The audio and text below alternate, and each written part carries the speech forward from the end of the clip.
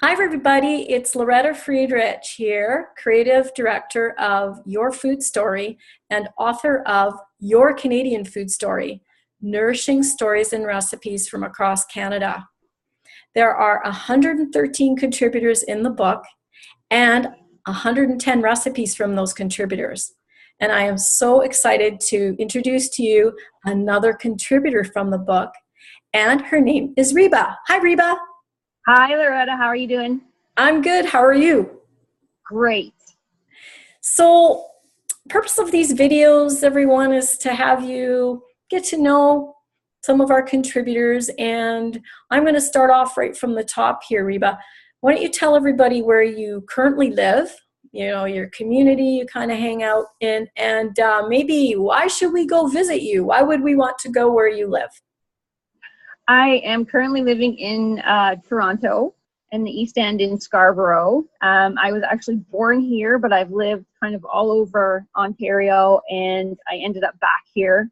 I feel so much at home here in Toronto. I've lived in the United States in different parts of Ontario, and I always gravitate back to Toronto. It is such a fantastic city, so much to do, and so much amazing food, really.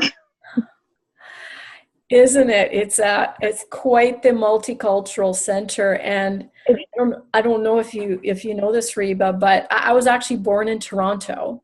Really? But didn't live there all that long, so I can't claim that space as my hometown. But it is a place where I've visited, but it's been a long time since I've been. So you're reminding me that I need to go back to TO and start playing with playing and enjoying food. What drew you to this project? You've got a mecca of food choices there, and you could just be doing your own thing, and suddenly there's this project that comes along. Why be part of this project that turned into a book? I learned how to cook at a very young age when I was 8 years old. And since then, I have just always loved food and creating food. So when my friend Cheryl said that, hey, Reba, there's this project coming up, and I think you would be perfect to get involved with it, I literally jumped right on it. I was like, yes, I'm right in there. I just love sharing food with people and sharing my experiences with food. I love it. And that was the beauty of this project, is that once one person came on board, and then they really encouraged other people to be part of it. So it really made the job of mine easier after a while, so that it just naturally, all these people were coming forward, and these people like yourself, lover of food and really wanting to share experiences. And you definitely have a really cool story in the book. And it is on page 168. And then there's also, everyone, she's got a recipe for a beef stroganoff that she developed. And without giving away all the secrets and the story itself, I'm really would love to hear, though, why did you choose that recipe and not, any other recipe or some other food stories? Like, what drew you to that particular story? I think it was a big time in my life where I was, I guess, where I first started to like beef stroganoff was a big part of becoming an adult and living on my own. And then later on, when I was diagnosed with celiac disease, and I was like, I can't eat beef stroganoff anymore. It was tragic. It really was. So I had to come up with something that was just like beef stroganoff, but that didn't have gluten in it and didn't have even gluten-free noodles in it, because I can't even eat those. So I looked around for different recipes everywhere, and then I kind of developed my own, and it is really the closest thing that I have to stroganoff, and it's really, really yummy. I love it. And I don't think I've said this to anybody yet or in any of the videos, but as time goes on, everybody who's watching this video, you'll probably see so many videos to choose from. And but I'm going to say it right now, I on purpose did not make any of the recipes yet so far. And now you could be viewing this video in December or next year in 2019, and I will probably have made a few recipes. But as I speak to you right now, Reba, I am eyeing your recipe, and I am definitely going to be making it. I promised myself I wouldn't make any recipes until the book was published. So here we go. It's Now time. you know. Yeah, and my husband too. He's been looking at it as well. So something going to be doing. So, so you tell your story about that in itself, and then the background, of course, that you've got an illness, you've got a disease, and so that in itself is going to impact your food story as a whole. Is there anything else in particular when it comes to recalling food experiences that would have been triggered around this one particular food story? So, you picked this one, but is there anything else you'd like to share that could have been maybe a close second or third? I don't know, like I said, I learned how to cook at a very young age. I was 8 years old, and I remember the first full meal that I cooked was a roasted chicken with vegetables. And I was 8 years old. Wow. Yeah, it seems crazy right now. Like, I don't know any 8-year-olds who know how to cook. And when I was 5 years old, I made my birthday cake for myself and decorated it. Fantastic. That is incredible. Wow. I've been cooking my entire life, and when I was diagnosed with celiac, and I was like, well, I'm not going to let this stop me from eating really good food. So I just developed so many of my own recipes from foods, either just throwing flavors together that I like, or taking my old comfort foods and remaking them so that they're something that are going to be healing rather than, contributing to making my disease even worse. Yeah, it's been, I actually really like having celiac disease, as crazy as that sounds, because it made me appreciate food even more. Okay. I think I get what you're talking about. It had, your eyes had to be even opened up wider and paying attention, because you mentioned you have to have foods that or avoid foods that aren't going to harm you. Yeah. You're looking for these foods that are going to heal. And I'm hearing also the word adapt, so that you look at a food that you would have eaten growing up, and then, or whenever, in your young adult years or what have you, that you're wanting to still have these comfort foods, as you call it, and how are you going to have it so that you can enjoy it now? And that's a huge part about this book, or one of the things that I sort of mentioned in an indirect way, that what we've got an opportunity for us to take a look at the foods that really in the past, for example, have nourished us, or they were there for us. They were foods that really took us through transitions of life.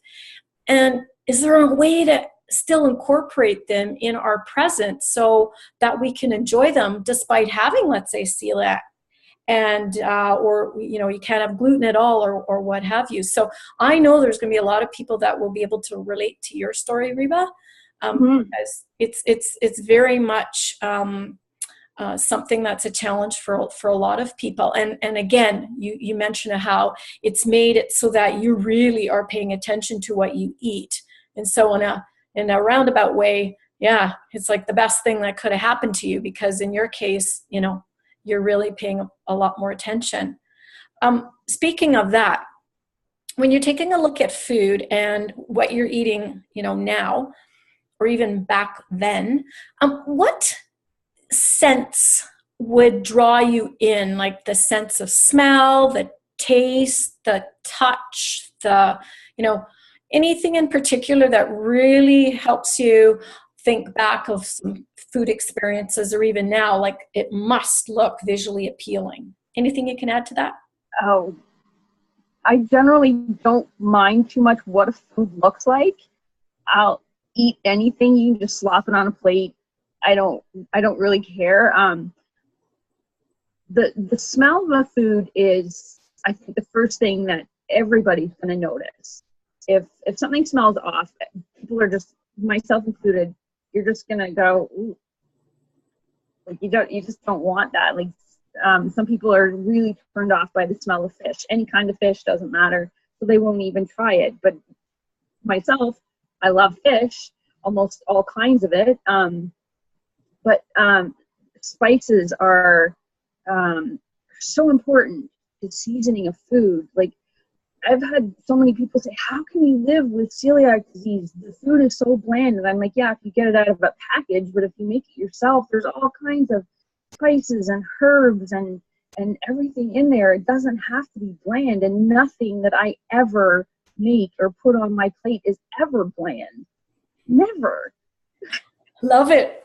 I'm hearing this through a few interviews, and people say that, if we're taking even something like a spice, an herb, or we're really wanting to try to put the food together ourselves, that is going to be nourishing us on so many levels, so that we're going to be part of that experience. We're taking that which we've collected, and we're putting it together, and we're adding and infusing our own, literally our own flavor, or even our our flavor of ourselves. And it's going to just taste so much better too, no matter if we've got a challenge like dietary challenges or what have you. There's so many ways to infuse flavor so that it's not bland. And that's that call back to the table or to the kitchen. And it doesn't have to be complicated, because you just mentioned something as simple as taking a few, different herbs and spices, and you can season that dish, and it now becomes, it sings in your mouth. It just really is something that just wants you to keep eating. And then you want to share it with people. Yeah. And it's so nourishing. So I love it. And when you're thinking about, people themselves and how you, how you're working with people, I know you work with people. And so why don't you tell us what some of your passions or projects or profession, whatever your profession is, why don't you mention that so we can get to know you a little bit better beyond, let's say, the kitchen. So what else do you do? I help people who have also been diagnosed with either celiac disease or other autoimmune disease, or who have food allergies or intolerances, and who have got to a point where they don't know what to eat. I help coach people to learn how to discover the foods that may be causing them problems, and the foods that can help heal them, and help them realize that they're not being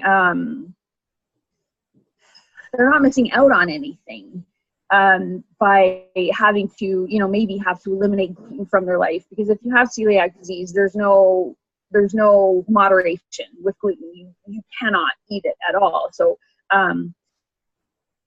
to help people realize that, life's not over just because you can't eat donuts and pizza anymore. There you go. There's hope. Like you say, there's hope, no matter what the situation is. And in the book, there will be the classic, what a lot of people would expect when it comes to some legacy foods, grandma's cake or something like that, and things like that. But this is a reminder that there's ways to actually still get the flavor and get that experience from whatever it is that we've inherited as our food legacy, and have it still, no matter what our challenges are, our dietary preferences are, and we still can get that experience even now. And so you're helping people recognize that Yeah. life isn't over when, especially, we've got some allergies and you've got celiac disease, etc. So I love that. So where can we find you? What links do you have that you can share with us? And I will be putting it around this video somewhere on this website. Where can we find you?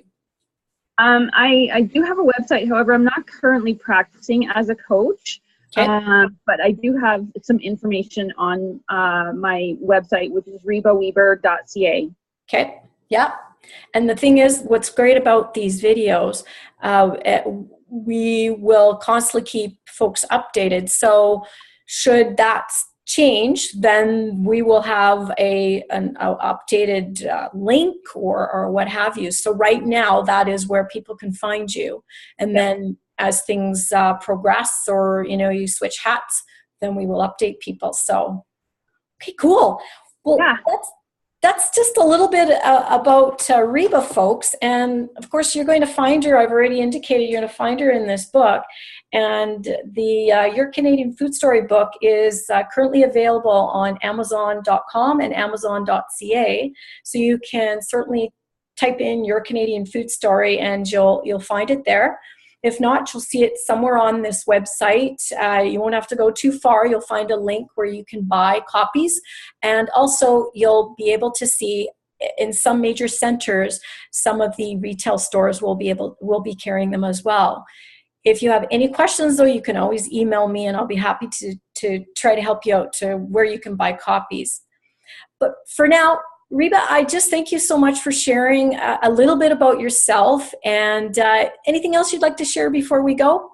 Oh, Loretta, just thank you so much for putting this project together and for giving us all the opportunity for sharing our food stories. It's such a heartening project to be involved in, and I'm honored that I was included. Thank you so much. You're welcome. It's my pleasure. I consider everybody part of this project as part of my family now, and I've become richer because of it. And it's absolutely my pleasure to do this. And so, thank you again, Reba, for being with us today. And everyone, we just wish you a good rest of your day, and we wave bye for now. See you later, everyone. Night, Loretta.